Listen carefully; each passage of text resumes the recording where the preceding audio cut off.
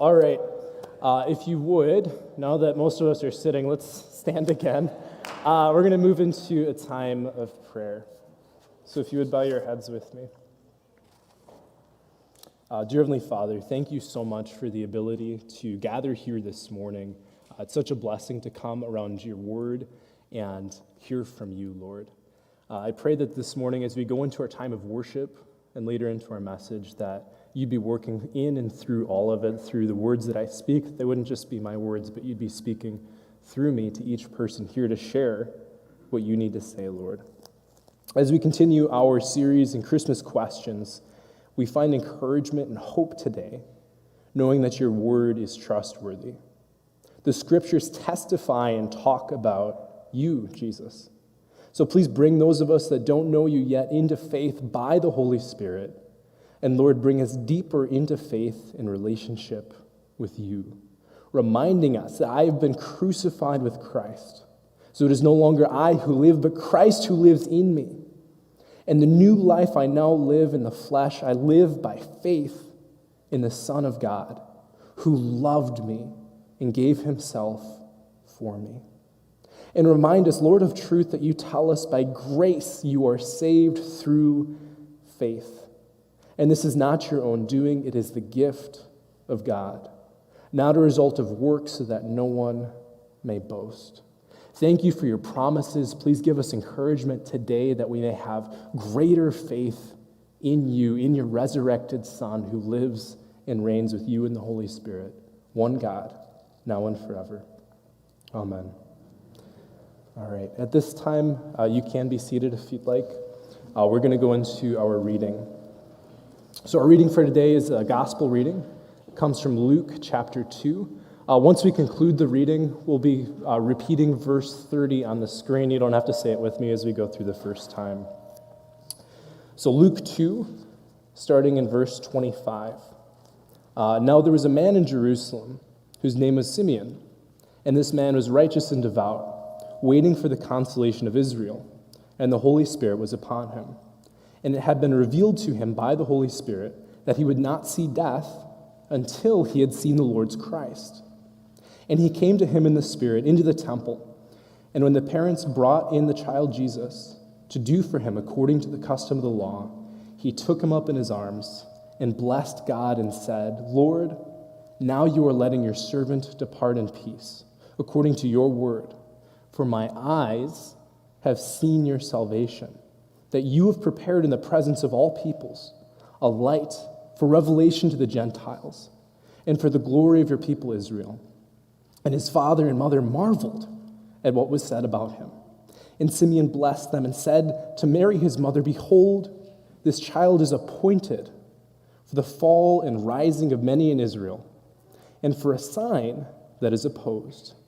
And a sword will pierce through your own soul also, so that the thoughts of many hearts may be revealed. This is the word of the Lord.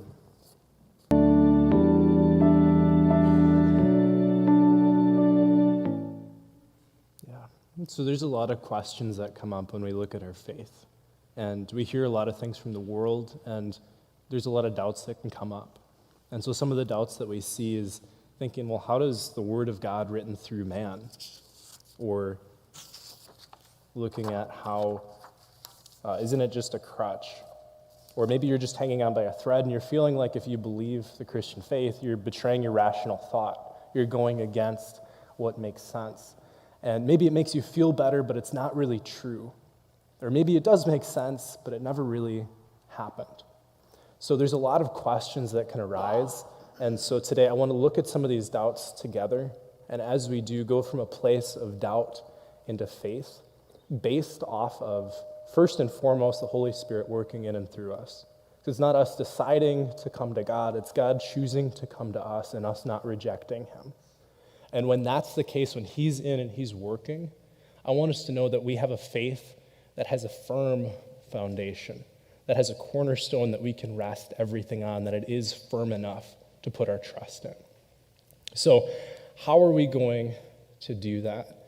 Well, again, with having been in seminary, which basically means that I'm a pastor with the training wheels still on, the best experience that I had was going to Israel. And I do not mention this in any way to say, oh, it was great, I got a chance to go on a trip. I mention it because the trip is something that changed my faith forever.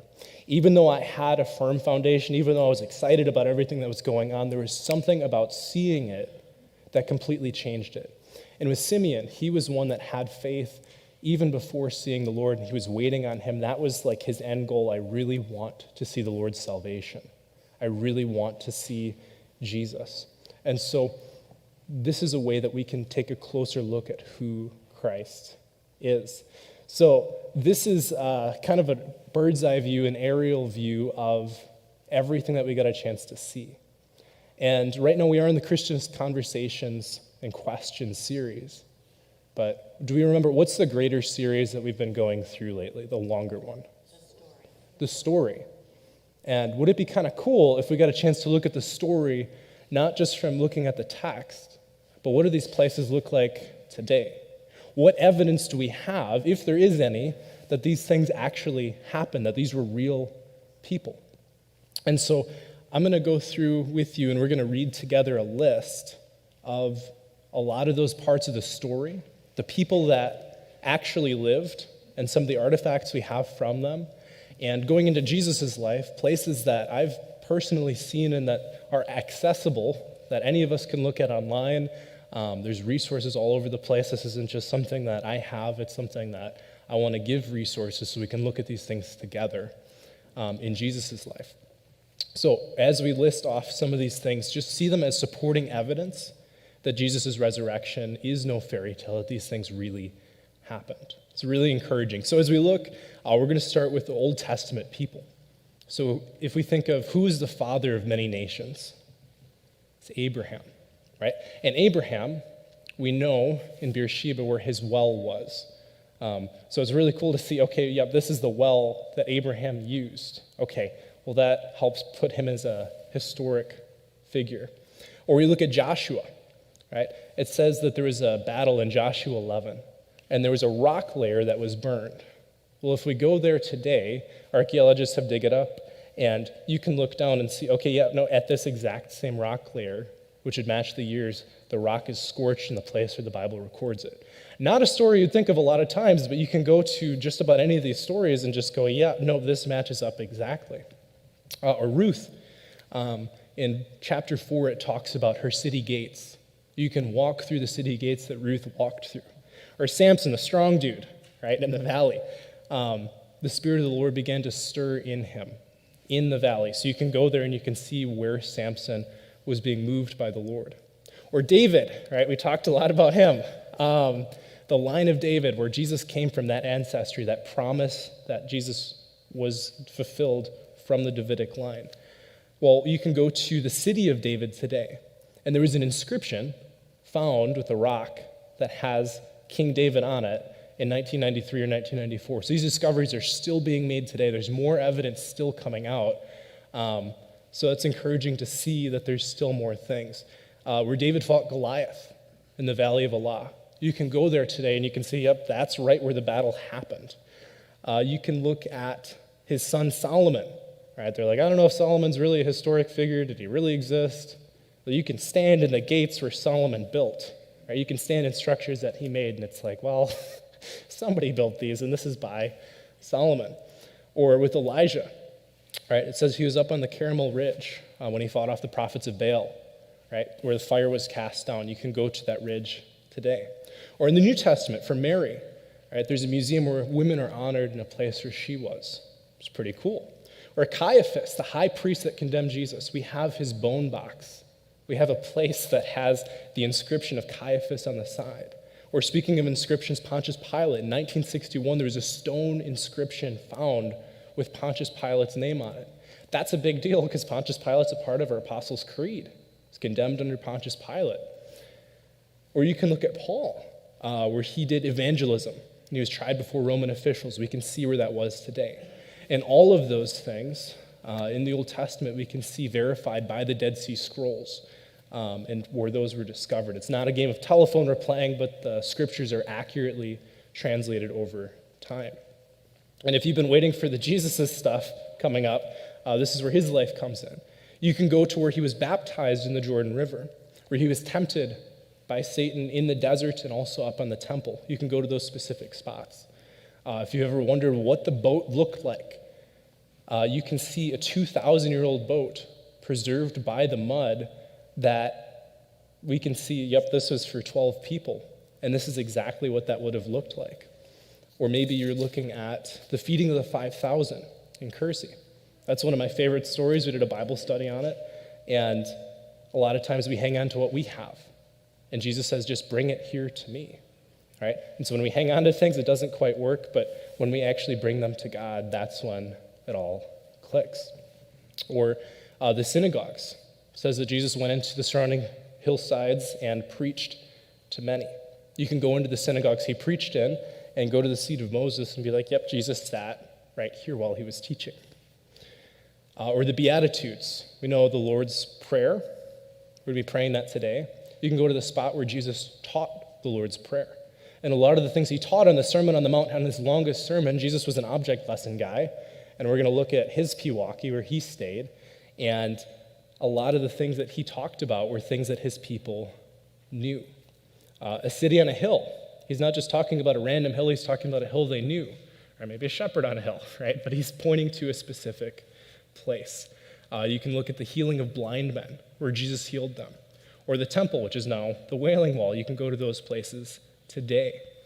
You can look at the denial of Christ, where Peter stood when the rooster crowed, and Jesus was looking at him.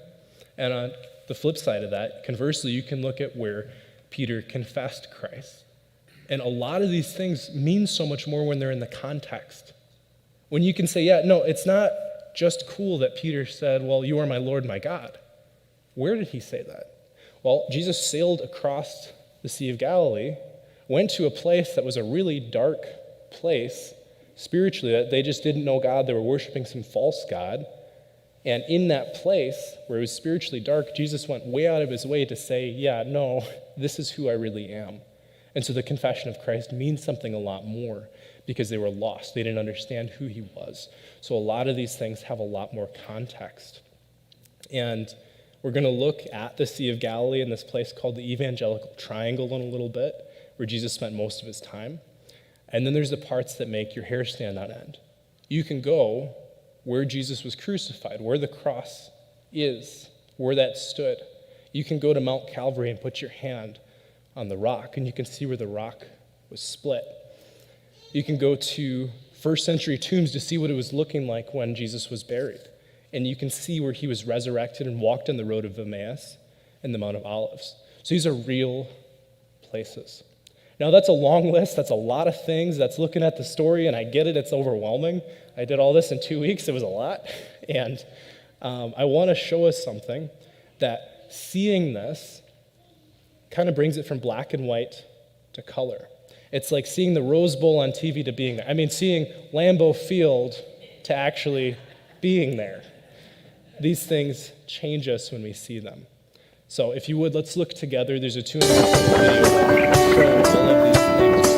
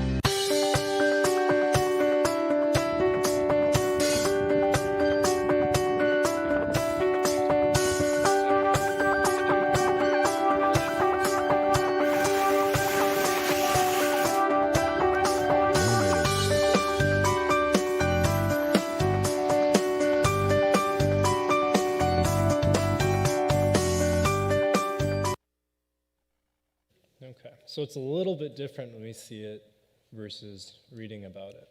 Well, I want to show us as well that our faith isn't just something that is just a fairy tale, that it is factually based, and it is something that you can intelligently believe. The man that led us on this trip, his name is Dr. Tom Zelt. He's led over 37 trips to Israel. He has 2 PhDs, and we're going to pull from some of his quotes from the book that he wrote, The Linchpin. Something he said about all of these sites that we were looking at, he said, locations visited in the events of Jesus' triumphal entry into Jerusalem the Sunday before his death, the Mount of Olives, the Kidron Valley, Gethsemane, and the Temple Mount, as well as other geographical references. None, not one, is out of place. Every location in the story can be verified. These characters are known from sources outside the Bible, and the record of their behavior is consistent with what is reported in the events of Jesus' death, even when the details don't seem to agree at first glance with what are known about certain customs. They have proven to be accurate over time. And so as we have doubts towards the end, I'm going to give us some resources that we can look into, or if there's just areas that we're curious about, so we can look at these things a little bit closer. And 2 of the things that I would encourage you to look at is the Holy Sepulchre. That's where Jesus was crucified, very likely where he was buried, or the Garden Tomb. In either way, there's a lot of evidence where Jesus was buried and that he's back from the dead. The other place that you can look, I'm thinking we might post this on the Facebook page later. There will be a link that can bring you to my YouTube channel, which is Mortality Motivation, where all of these videos are posted. Each one of those clips that were just a few seconds is a full devotional. And so we can have devotionals in the biblical places that they happened. So that's one resource, and we'll have some more towards the end. Well, one of the specific things that I want to look at, because this shocked me when I saw it, and it also kind of changed how I thought about Jesus, was the evangelical triangle. And so there's initially this way that we can look at it, and Jesus was standing up on the Mount of Arbel. Mount Arbel is where he was standing very likely when he gave the Great Commission, right? Last week we were talking about Emmanuel, which means God with us. And so that's at the beginning of Matthew, and at the end of the gospel, he closes by saying, "And surely I will be with you always to the very end of the age." This is probably where he was standing. And he was looking with the disciples over everything that they did, looking at the miracles that they performed, the healings, the casting out of demons, the resurrections from the dead. And he's saying, therefore, now that we've seen and we've done all of this, therefore go and make disciples of all nations. You've been with me for 3 years. Let's go do something about it. And so this is likely where he was standing. And if we go on to the next picture, this right here shocked me. This is where Jesus spent 75% of his ministry. This little 2.5 square mile radius, this is where he did just about everything that he was doing. So he was with the people. And I think that's encouraging because when we think about where we are, a lot of us being local in Pewaukee or the nearby area, Jesus made that big of an impact on the whole world for all time just from the little place that he was put in. You can do a lot where you're at. And the other thing that brings us into finding faith here is that Jesus, when he gave his messages, when he did these miracles, if he was just a morality teacher, if he was just another prophet, he would have been forgotten in history. But the fact that from this little place, the gospel was proclaimed and remembered and still being proclaimed each week is a testimony that he is the Son of God. So we don't believe in the resurrection just because we say that it's true. We believe because people actually saw that this happened and gave testimony to it. So in Acts 1:3, it says that he presented himself alive to them after his suffering by many proofs appearing to them. And so the places, the names, the settings are all consistent. And one thing I'd like to encourage us in is that I'm not a Christian simply because I was taught the Christian faith growing up. I am a believer in Jesus because I am convinced that Jesus rose from the dead. It really happened. And so here are some of the proofs that we saw from Dr. Tom Zelt's book. He said that movements have cause. And so something caused the Roman Empire to have a huge movement that spread throughout all of it. There's something that caused the Christian faith to be moved and still have so many churches alive and active throughout the world today. And so something caused that. We believe that it was the resurrection from the dead, that Jesus came back to life. But something had to cause it. So if there's doubt there, you got to wonder where this came from. And something else that helps with it is people don't die for lies that they know are false, that they know are lies. When somebody's pushed up against the wall and they're said, hey, you're going to either lose your life or you're going to tell us what's true. If the resurrection of Christ didn't really happen and the disciples were just kind of in cahoots, just making stuff up, when they were being told that they would lose their lives for what they're professing and they say is true, if they knew it was a lie, they would not have hung on to it. So the fact that all of the disciples, for the most part, gave their lives for the faith is testimony that it's true. And all of this is pretty much from archaeology and history so far. What do people outside of the Bible say? What helps corroborate? What helps show that our faith is true? Well, from the Talmud in Jewish writings, it says that Jesus was a well-known person executed by the Jews in Jerusalem, and they were bold and anxious to claim that they executed him. Why did they do it? This really got me. This surprised me. The reason that they killed Jesus, in their words, is that they said that he practiced sorcery. What does that imply? If Jesus practiced sorcery, that means that he's having some sort of powers that are not of this world. And so it helps prove that the miracles that he did actually happened. And the Mishnah distinguishes sleight of hand, like card tricks, from actual supernatural events. So he was doing real miracles. In the time, they said this happened during Passover. And the tomb, they also claimed that it was an empty tomb in the Toledeth Yesu. So from all of this, it's abundantly clear that the Jewish writings support that there was a radical teacher named Jesus who did miracles and whom they proudly executed as a heretic.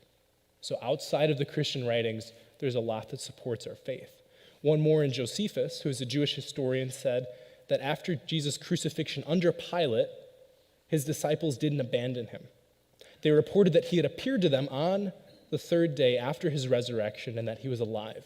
Accordingly, that he was perhaps the Messiah. One other thing that comes up is people sometimes say this is a legend, right? Maybe you've heard of somebody that's caught a fish before. Maybe you had some in-laws say some stories at Christmas, and every year it becomes like a little bit bigger. Oh yeah, a fish, is this big, and then next year it's this big, and before you know it, it's huge. And some people use that same analogy with Jesus. They say, well, he was a good teacher, he was a good guy, but over time they're like, well, he was like really good. He was like God. He was God, and so they think that Jesus did this over time. Well, as it turns out, this isn't something that developed over time. It's something that the disciples believed from the beginning. It wasn't an exaggeration or legend. And we know this from the creed that was given in 1 Corinthians 15, verses 3 through 5. In this, it shows that Jesus died for our sins. He was buried. He rose from the dead on the third day, and he was seen alive by Peter and the 12. So this happened just 3 to 17 years, within 25 years of Jesus' death. So it's not like these stories about Jesus being God came up hundreds of years afterwards. This was very close to his death. And Pliny, a Roman governor, again outside of our faith, said that the Christians sang a hymn to Christ as to a God. And that was again shortly after his death. So with all of these things in mind, I want us to bring this into a place of application. How can we use this in our lives? Well, his promises are trustworthy. If he rose from the dead, that means death is not an insurmountable force. If he could put life back into a dead body, that means that he has the ability to do whatever he promised in every regard. And so we can be like Simeon in the sense that he didn't yet see Christ until we saw this reading, but he still had faith in Christ. And eventually he did get to see Jesus. In the same way, maybe not in our lifetimes like Simeon did, will we see Christ, but if we continue to believe, at the end we will end up seeing him. So we may be struggling 2 to 3 weeks from now down the road and be thinking, well, I know we talked about this was true. I know we saw a lot of evidence for it that supports our faith that was given to us by the Spirit. But right now, we're kind of getting back into that workflow or school or whatever's on our hearts. Maybe COVID's starting to challenge us again, or whatever's really picking at us, and those doubts start to arise. I'd like to give you some resources that would be really helpful. There's some really easy ones like videos. There's one called Apacian Media. They have a great Following the Messiah series where they go through all of the places that Jesus was. You can also look again at the channel that I mentioned that'll be on Facebook.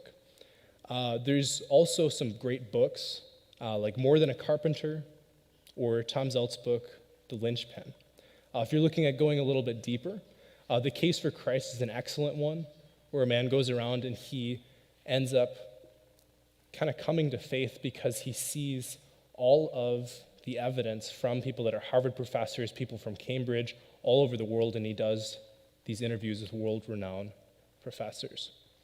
And so as we close, I want us to remember that our faith is built on bedrock. And so we don't have to look anywhere else except for at the words that Jesus gave us to believe. And so a lot of times we look at the cross and we say, well, there's our faith. Wherever we look, if we're drawing near to God, he will draw near to us. And so what we see is that under the cross, there's the rock that was split. At the crucifixion in Matthew 27, specifically in verse 52, it talks about how after Jesus died, a great darkness came over the land. There was an earthquake, and the rocks split, and men came out of their tombs. Well, under the cross at Calvary, you can actually see that there's a rock that was split. And so you can look at a specific verse and realize that there's a specific place that represents what happened in the scriptures. And that can be a way that we help support the faith that we've been given. So as we wrap up, I just want to encourage us one more time that the faith that we have is not just a fairy tale. It's one that's built on fact and given to us by the Spirit. In Jesus' name, amen.